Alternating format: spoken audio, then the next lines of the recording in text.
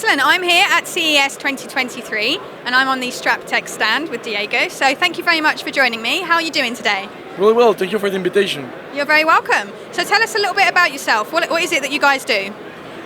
We're StrapTech, so we're an assistive technology company, and we develop a wearable device that is able to detect any kind of obstacle to enable the blind and visually impaired to move around anywhere like the CES without a cane and without colliding with anything. So imagine the same technology as an autonomous car for the visually impaired, so they can navigate the world through sensors that detect everything that's happening around, and we notify them of possible collisions or hazards through a haptic feedback embedded on the wearable.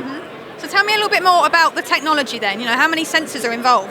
Yeah, we have about 8-9 different sensors, LiDAR, ultrasonic and radar sensors, that together covers the whole spectrum of the body. We can detect things on the head area, on the chest, on the floor, including bumps, holes, staircases, pools, or mainly any kind of obstacle where you can have a collision or can represent a hazard for a user.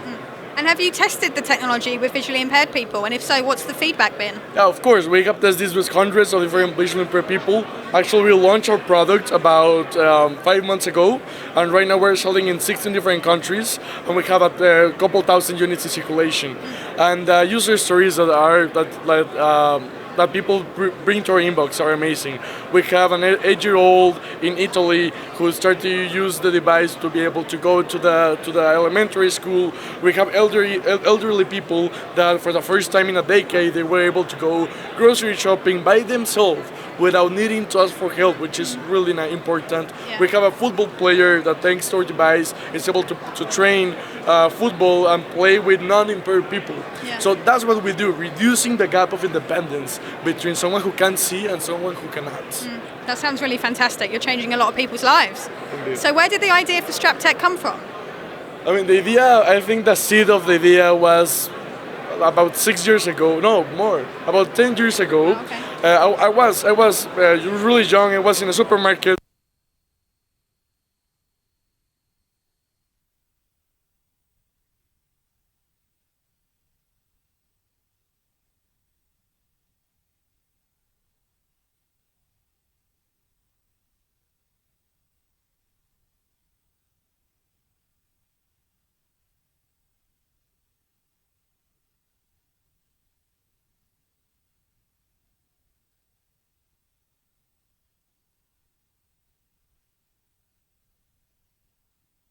If you want.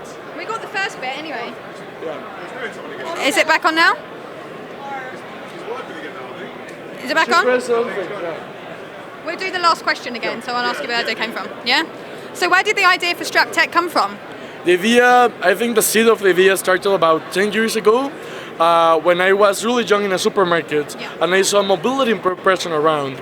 And I was looking at him and he was unable to grab items he had in front and he was really struggling with that. And at that moment I realized, and I wondered to myself, like, how is possible that something that is so easy to do for me or maybe for you as grabbing an object for another person might be impossible. And there's where I decided I wanted to do something for the impairment industry. But then, I did nothing at the moment, but then 6-7 years later I started to research and I found out that for mobility impairment there's a lot over there. But for the visual impairment, there's nothing. The white cane for the blind was invented in 1921.